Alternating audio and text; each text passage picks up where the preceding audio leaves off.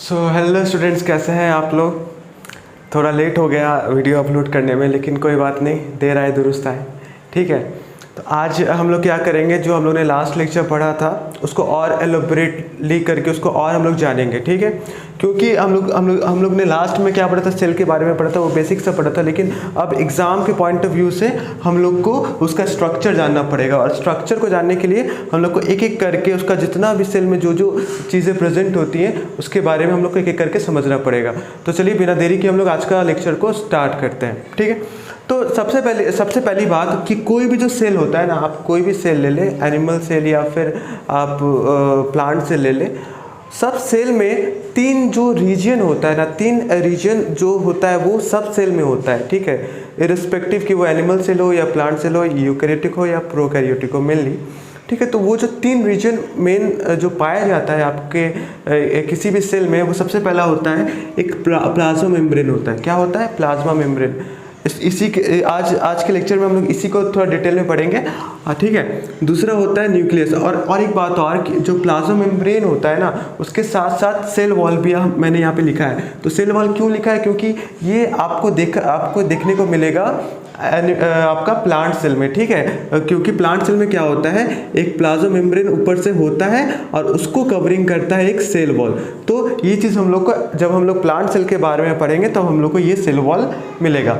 दूसरा होता है न्यूक्लियस। न्यूक्लियस क्या होता है? वो रीजन होता है जो कवर अप होता है न्यूक्लियर मेम्ब्रेन से और उसके अंदर जेनेटिक मटेरियल होता है। तो मेनली यूकैरियोटिक में हम लोग इसको देख पाते हैं आसानी से। तो वो जो दूसरा रीजन होता है किसी भी सेल में, वो होता है उसका न्यूक्लियस। और जो तीसरा रीजन होता है वो होता है साइटोप्लाज्म। अब साइटोप्लाज्म क्या है? साइटोप्लाज्म सिंपल सा मतलब, अगर ये सेल है, ये आपका सेल मेम्ब्रेन है और ये आपका न्यूक्लियस है, इसका न्यूक्लियर मेम्ब्रेन है, तो इसके बीच का जो पार्ट होता है जिसके अंदर अलग अलग ऑर्गेनेल्स हम लोग देख पाते हैं, राइबोसोम से भरा होता है, उसको हम लोग बोलते हैं साइटोप्लाज्म। तो ये जो न्यूक्लियस, साइटोप्लाज्म और उसके विभिन्न ऑर्गेनेल्स है, उसके बारे में हम लोग एक एक जो स्टेप वाइज करके जो लेक्चर्स आएंगे उस पर हम लोग डिटेल डिस्कशन करेंगे। आज का हम लोग का जो बेसिक जो हम लोग का जो टॉपिक होगा वो पूरा मतलब घूमेगा हम लोग के आपके सेल मेम्ब्रेन के ऊपर और प्लाज्मा मेम्ब्रेन के ऊपर। अच्छा, तो पहला पॉइंट प्लाज्मा मेम्ब्रेन। नाम है प्लाज्मा मेम्ब्रेन। प्लाज्मा का मतलब क्या होता है?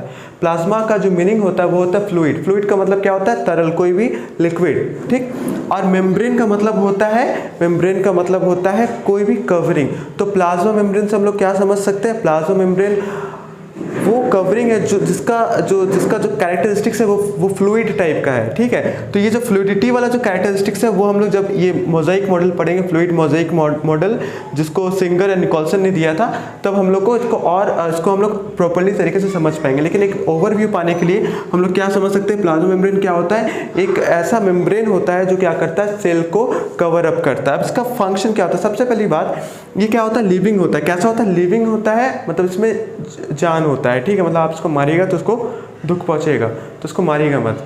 हाँ, तो ये लिविंग होता है और ये कैसा मेम्ब्रेन होता है? थीन होता है, मतलब बहुत ही पतला सा मेम्ब्रेन होता है। इसका अगर हम लोग थिकनेस देखेंगे तो 7 नैनोमीटर थिक ये होता है। अब ये बना किससे होता है? ये जो मेम्ब्रेन होता है वो किससे बना होता है? तो ये बना होता है मेनली लिपिड से, प्रोटीन से, ग्लूकोज, ये सबसे मिलकर के बना होता है। तो जब लिपिड और प्रोटीन होता है, जब दोनों कंजुगेट फॉर्म करता है तो हम लोग उसको बोलते हैं लिपोप्रोटीन।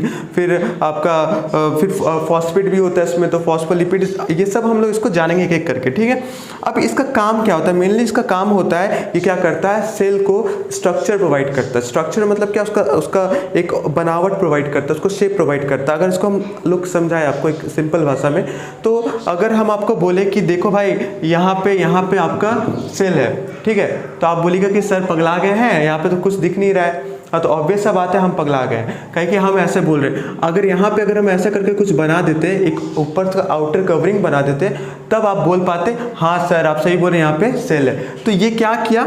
ये प्लाज्मा मेम्ब्रेन का क्या काम हुआ? इस प्लाज्मा मेम्ब्रेन का उसने ये किया कि वो सेल को एक स्ट्रक्चर प्रोवाइड किया। ठीक है, और क्या किया? ये क्या करता है? आइसोलेट करता है। क्या करता है? आइसोलेट करता है किसको? सेल ऑर्गेनेल्स को। ऑर्गेनेल्स मैंने आपको पहले पिछले लेक्चर में बताया था, ऑर्गेनेल्स क्या होता है?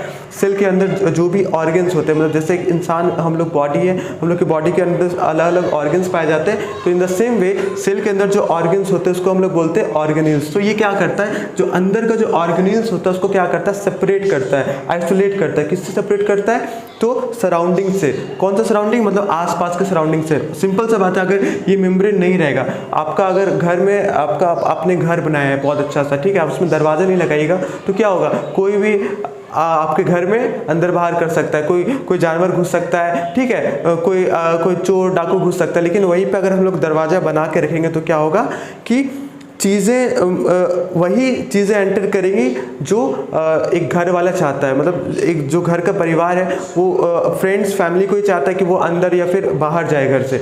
कोई और मतलब कोई तीसरा पर्सन जो घर से बिलोंग नहीं करता उनको आने या फिर जाने नहीं देगा ऑब्वियसली। तो in the same way cell का जो प्लाज्मा मेम्ब्रेन होता है और सेल मेम्ब्रेन होता है उसका भी काम यही होता है। ये और क्या करता है, प्रोटेक्ट करता है। क्या करता है, सेल को प्रोटेक्ट करता है। सिंपल सा बात है, ये क्या करे, जो मेम्ब्रेन एक बाउंड्री बनाया है और वो क्या करता है, बाहर की चीज़ों से उसको प्रोटेक्ट करता है। अब ये इसका एक जो बहुत ही इंटरेस्टिंग कैरेक्टरिस्टिक्स है वो क्या है, ये सिलेक्टिवली परमिएबल है। सिलेक्टिवली परमिएबल का मतलब क्या होता है, परमिएबल का मतलब होता है कि कोई भी चीज़ को अंदर आने देना या फिर बाहर जाने देना। लेकिन इसका केस में क्या है, ये सेलेक्ट करता है। क्या करता है, ये सेलेक्ट करता है। इस प्लाज्मा मेम्ब्रेन का कैरेक्टर क्या है कि ये आपको सिलेक्ट करेगा कि क्या चीज़ें सेल को ज़रूरत है और क्या चीज़ें सेल को ज़रूरत नहीं है। तो जो सेल को ज़रूरत होगा वो सेल के अंदर आएगा और जो चीज़ सेल को ज़रूरत नहीं होगा वो ऑब्वियस बात है नहीं आएगा।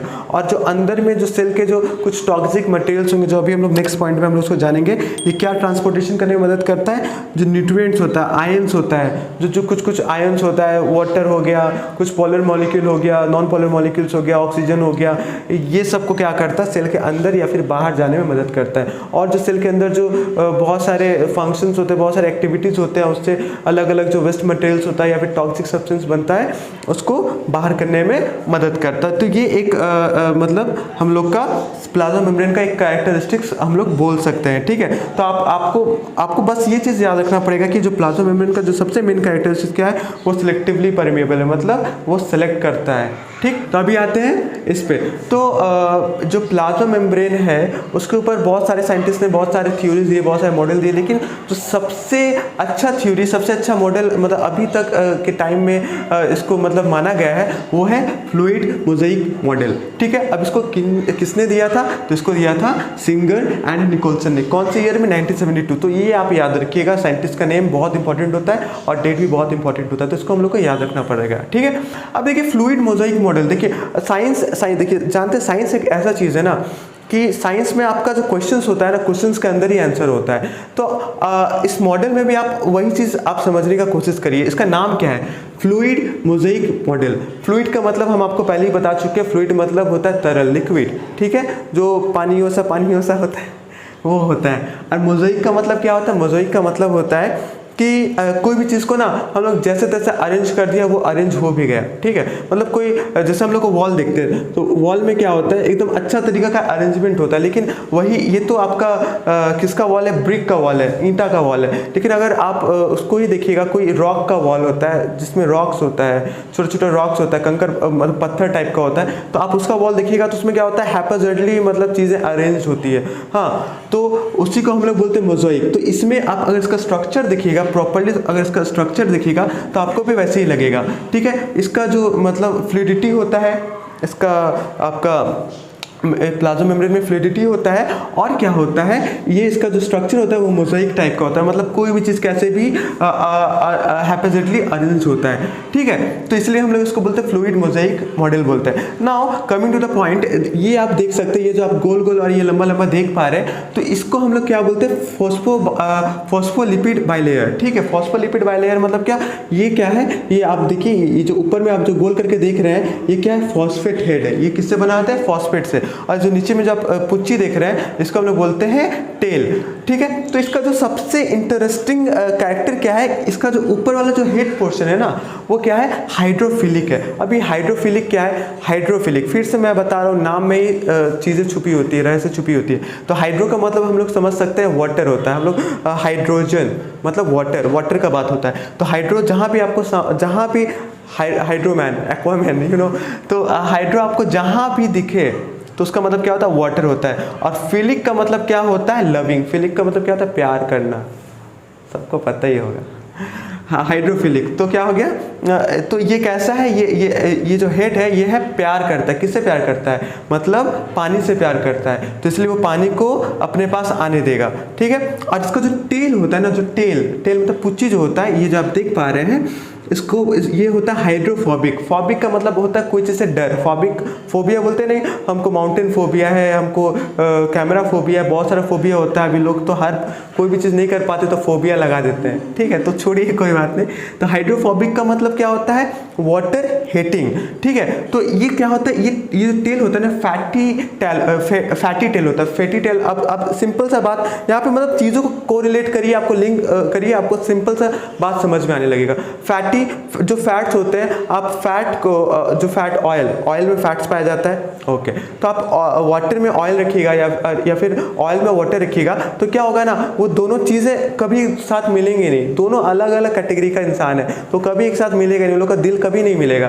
तो इसलिए ये क्या है, जो फैट्स होता है वो हाइड्रोफोबिक होता है, इसलिए मतलब ये जो टेल बना है वो फैटी टेल है, ठीक है। तो ये इसलिए क्या है, ये हाइड्रोफोबिक है।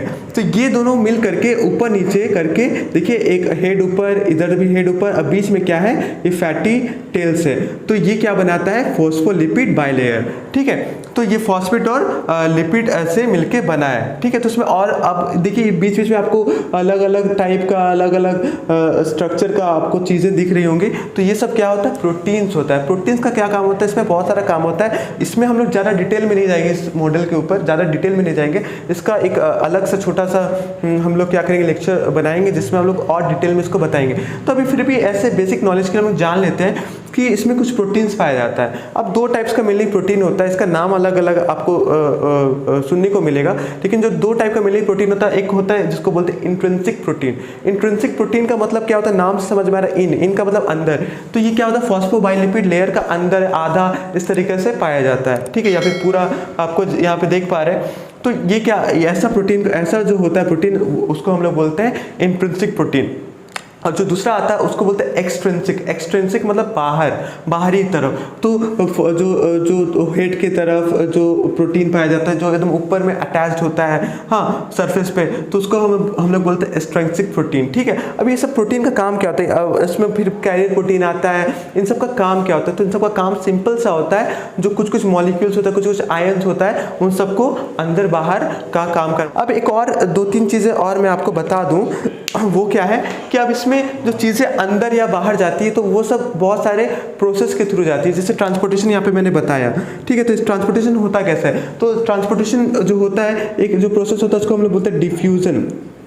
क्या होता है, डिफ्यूजन। इन सब के ऊपर लेक्चर डिटेल में आएगा, मगर हम एक जनरली हम लोग इसको जान लेते हैं। डिफ्यूजन क्या होता है, वो प्रोसेस होता है, जैसे क्या होता है, think from the higher concentration, जो हायर कंसेंट्रेशन में है वो कहाँ जाता है, वो लोअर कंसेंट्रेशन के रीजन में जाता है, उसको बोलते हैं diffusion. The movement of any molecules, any substance from its higher concentration to its lower concentration is called diffusion. अब डिफ्यूजन भी बहुत टाइप का होता है, फैसिलिटेटेड डिफ्यूजन होता है, ठीक है, सिंपल डिफ्यूजन होता है, फिर आपका ऑस्मोसिस आता है, फिर एक्टिव ट्रांसपोर्ट आ जाता है, पैसिव ट्रांसपोर्ट आ जाता है। इन सब के ऊपर एक डिटेल लेक्चर आएगा।